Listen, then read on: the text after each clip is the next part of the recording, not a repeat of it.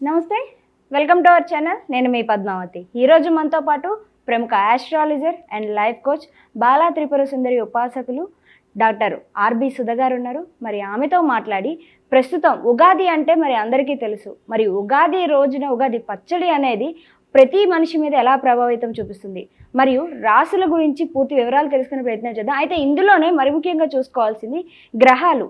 ఈ ప్లానెటరీస్ అనేవి మనుషుల మీద ఎటువంటి ప్రభావితం చూపిస్తాయి. అది కన్నా ఒక రోజు ముందే మనకి షష్టగ్రహ కూటమి వస్తుంది. సో ఇది అందరికీ తెలుసు.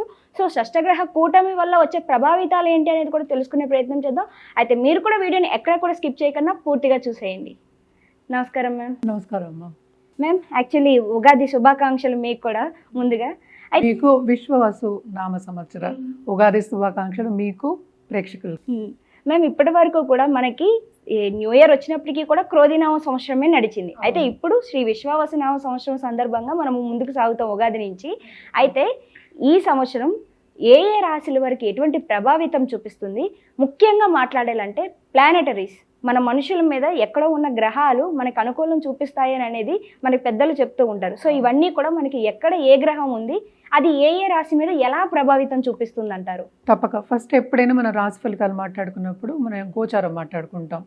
గోచార రీత్యా మాట్లాడుకోగలం. ఎందుకంటే వ్యక్తిగత జాతకం అనేది ఒక్కొక్కరికి డిఫరెంట్. ఎప్పుడు నేను చెప్తూ ఉంటాను అనమాట, photograph of heaven when you're born. అంటే ఏంటి, నువ్వు పుట్టినప్పుడు ఆ ఫోటో హెవెన్లో ప్లానెటరీ పొజిషన్స్ ఎలా ఉన్నాయో చూసుకుంటే దాన్ని బట్టి నీ లైఫ్ అనేది నడుస్తుంది.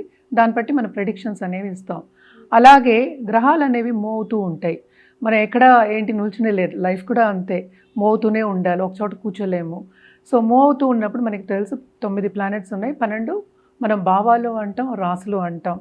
ఎప్పుడు రాశి ఫలితాలు చెప్పినప్పుడు మనం రాసులు తీసుకుంటాం అనమాట. దాన్ని మనం భావాల కింద కూడా తీసుకుంటూ ఉంటాము.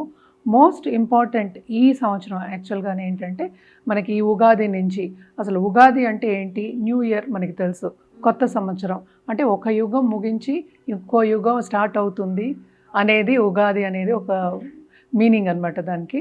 బట్ మోస్ట్ ఇంపార్టెంట్ ఏంటంటే ఇవి సోలార్ ఎక్లిప్సెస్ 2 వెళ్ళిపోతున్నాయి. మనకి ఎప్పటికైనా తెలుసు మన చంద్రమానం మనం ఎక్కువ చేసుకుంటాం, ఎందుకంటే చంద్రుడిని చూసి చేసుకుంటాం ఎక్కువ సూర్యమానం కన్నా. సో ఎప్పటికైనా అమావాస్య తర్వాత మనకి ఒక మంత్ అనేది స్టార్ట్ అవుతుంది, ఒక నెల అనేది స్టార్ట్ అవుతూ ఉంటుంది. మనకి తెలిసిన ఒక విషయం, అది పాడ్యమి రోజు, శుద్ధ పాడ్యమి రోజు మనకి స్టార్ట్ అవుతూ ఉంటుంది. అది ఉగాది మనకి ఈసారి మార్చ్ 30, 2025కి మొదలవుతోంది.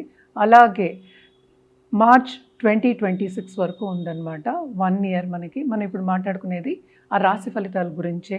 బట్ మోస్ట్ ఇంపార్టెంట్, రాశి ఫలితాలు ఎలా మాట్లాడుకోవాలి అంటే ఫస్ట్ మనం గ్రహాలు ఎక్కడ ఉన్నాయి అనేది చూసుకోవాలి.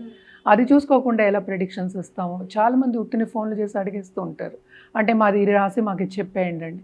రాశి బట్టి మనం చెప్పగలం కొన్ని, కానీ అన్ని గ్రహాలని మనం తీసుకోవాలి, ఎక్కడున్నాయో పొజిషన్స్ తీసుకుని ఎలా పొజిషన్ ఉన్నాయో, ఎలా మాట్లాడుతున్నాయో ఒక గ్రహాలకి, అంటే ఎలా కలయిక ఉందో అవన్నీ చూసుకున్న తర్వాతే మనం ఒక రాశి ఫలితం అనేది, ఒక ఫలితం అనేది ఆర్ ప్రెడిక్షన్ అనేది చెప్పగలం. సో మోస్ట్ ఇంపార్టెంట్ ఈ ఇయర్ ఏమవుతుంది అనేది చూద్దాం. మేము కుంభరాశి వారికి చూసుకున్నట్టయితే గనక వీరికి ఉగాది నుంచి ఉగాది వరకు కూడా ఎటువంటి పరిహారాలు కనిపిస్తున్నాయి, దాంతోపాటుగా వీరు ఎటువంటి పరిహారాలు చేసుకోవాలంటారు? సో కుంభరాశి వాళ్ళకి ఏంటంటే వీళ్ళు కూడా కొంచెం అదృష్టం పట్టిందనే చెప్పుకోవాలి. అందరూ చెప్తున్నారు, అన్ని యూట్యూబ్ ఛానల్స్లో ఇదే చెప్తున్నారు కుంభరాశి వాళ్ళ గురించి. కానీ వీళ్ళకి మిశ్రమ ఫలితాలే ఘోషిస్తున్నాయని చెప్పుకోవాలి. ఎందుకంటే ఏలినాడ్స్ అని పరిపూర్ణంగా ఇంకా వెళ్ళలేదు. ఎప్పుడైనా శని వెళ్ళేప్పుడు మంచి చేసే వెళ్తాడు. సో కానీ కొన్ని అవంతరాలు వస్తూ ఉంటాయి దేంట్లో, కెరియర్ పాత్లో. అంటే మనం అనుకున్నది సాధించడంలో కొంతవరకు అవంతరాలు వస్తే యాంగ్జైటీ అంటే ఒత్తిడికి గురవుతూ ఉంటాము. అదొక్కటి కొంచెం జాగ్రత్తగా చూసుకోవాలి. ఎందుకంటే ఎప్పటికైనా సరే పర్సనల్ డెవలప్మెంట్ మీద ధ్యాస పెట్టాలి. ఎందుకు మైండ్ కంట్రోల్లో పెట్టుకోవాలి. అంటే మెంటల్ హెల్త్, మనం ఎప్పుడు హెల్త్ అనేది ఫిజికల్ హెల్త్తో పాటు మెంటల్ హెల్త్ కూడా మనం చెప్పుకుంటూ ఉంటాము. సో తప్పక ఏంటంటే కొంచెం నిగ్రహంగా ఉండి మనం గోల్ మీద ధ్యాస పెట్టి ముందుకు సాగాలి అనేది వీళ్ళకి సూచన అనమాట. తప్పక వీళ్ళు అప్పు ఇవ్వద్దు, అప్పు తీసుకోవద్దు. అప్పు ఇస్తే తొందరగా రాదు, ఎందుకంటే శని ఇంకా 2 ఇంట్లోనే ఉన్నారు. అందులో మనకి తెలుసు 2nd హౌస్లోనే షష్టగ్రహ కూటమి జరిగింది, దాని తర్వాతే ఉగాది. సో పంచగ్రహ కూటమి అయితే ఇంకా ఉంది అక్కడ. So first starting of this ఇయరే కొన్ని ప్రాబ్లమ్స్, దేంట్లో ఫైనాన్షియల్ ప్రాబ్లమ్స్ వచ్చే ఛాన్సెస్, ఫైనాన్షియల్ స్ట్రగుల్స్ వచ్చే ఛాన్సెస్, ఫైనాన్షియల్ ఒత్తిడి వచ్చే ఛాన్సెస్ ఎక్కువ కనిపిస్తున్నాయి అన్నమాట. శని 2వ ఇంట్లో వెళ్ళినప్పటికీ ఆయన ఏంటంటే కుటుంబ పరంగా కూడా కొన్ని ప్రాబ్లమ్స్ ఇస్తూ ఉంటారు. ఎస్పెషలీ పిల్లల పట్ల కొంచెం ప్రాబ్లమ్స్ వచ్చే ఛాన్సెస్ ఎక్కువ కనిపిస్తున్నాయి కనుక తప్పక జాగ్రత్తగా ఉండండి. అండ్ ఆల్సో ఏంటంటే పిల్లల మీద ఖర్చు పెట్టే ఛాన్సెస్ ఎక్కువ కనిపిస్తున్నాయి. అంటే వృధా ఖర్చులు అనేది కొంచెం కనిపిస్తుంది అనమాట. అలాగే మనం చూసాము అంటే సెకండ్ లార్డ్ 4th ఉన్నారు, అంటే జూపిటర్ మనం మాట్లాడుకునేది. అంటే 4th ఉన్నాడు కనుక తప్పక రాబడి అనేది ఉంది, పోబడి కూడా ఉంది. అంతే, ఎంత వస్తుందో అంత వెళ్ళిపోతుంది అనమాట. అంటే సేవింగ్ అనేది కొంచెం తక్కువ అనమాట. సో సేవింగ్ మెంటాలిటీ లేకపోతే ఏంటంటే మనకి ఆ కంఫర్ట్ లెవెల్ అనేది ఉండదు అనమాట. సో తప్పక జాగ్రత్త పడండి, దాంట్లో సేవింగ్ చేసుకోండి, ఫైనాన్షియల్ ప్లానింగ్ వేసుకోండి అనేది వీళ్ళకి సూచన. బిజినెస్ పీపుల్కి అయితే చాలా బాగుంటుంది. ఎస్పెషలీ వీళ్ళకి ఏంటంటే ఆపర్చునిటీస్ బయట నుంచి వచ్చే ఛాన్సెస్ ఎక్కువ కనిపిస్తున్నాయి. మనకి తెలుసు కుంభానికి మనకి రాహు మూవ్ అవుతున్నారు ఇప్పుడు. కొంతవరకు హెల్త్ రీత్యా ప్రాబ్లమ్స్ వచ్చే ఛాన్సెస్ ఉన్నాయి. అలాగే ఏంటంటే ఫైనాన్షియల్ స్టెబిలిటీ అనేది ఇంక్రీజ్ అవుతుంది, కానీ బిజినెస్ ఆపర్చునిటీస్ వస్తాయి, కానీ పనిలో చాలా శ్రమ పడే ఛాన్సెస్ ఎక్కువ కనిపిస్తున్నాయి. వీళ్ళకి ట్రావెలింగ్ కూడా ఎక్కువ కనిపిస్తోంది. అలాగే ఏంటంటే వీళ్ళు తప్పక ఏంటి ఒక పుణ్య కార్యక్రమాల్లో, రిలీజియస్ కార్యక్రమాల్లో ఒక గురువు కింద వెళ్ళి అలాగే గురువుని ఫాలో అవుతూ అలాగా గురువు మీద అట్రాక్ట్ అవుతూ వెళ్ళే ఛాన్సెస్ ఎక్కువ కనిపిస్తుంది. అంటే స్పిరిచువల్ ప్రోగ్రెస్ అంటున్నాను నేను. స్పిరిచువల్ ప్రోగ్రెస్ కూడా కొంచెం ఎక్కువ కనిపిస్తోంది. దాంపత్య జీవితంలో కొంతవరకు అనుకూల పరిస్థితి అనేది ఉండదు. కొత్తగా పెళ్ళైన వాళ్ళకి కూడా అదే పరిస్థితి. లవ్ రిలేషన్షిప్లో మాత్రం కొంతవరకు ఎడబాటు వచ్చే ఛాన్సెస్ ఎక్కువ కనిపిస్తున్నాయి అన్నమాట.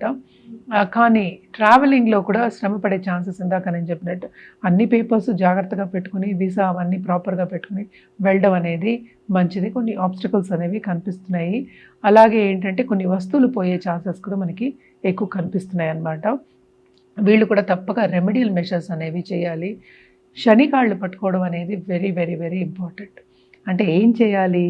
శనికి మనం ప్రదక్షిణ ఒకటి కాకుండా మనం అంటే శని దానం ఇవ్వాలి. అంటే నల్ల నువ్వులు, ఒక నల్ల మేకు, నల్ల గొడుగు. అలాగే ఏంటంటే ఎప్పటికైనా నేను చెప్తూ ఉంటాను, శనివారం ఇవ్వాలి. అలాగే నూనె కూడా పోయొచ్చు శని మీద. ఎప్పటికీ నేను చెప్పేది ఏంటంటే ఒక 12 మందికైనా చెప్పులు కొని పెట్టమంటాం.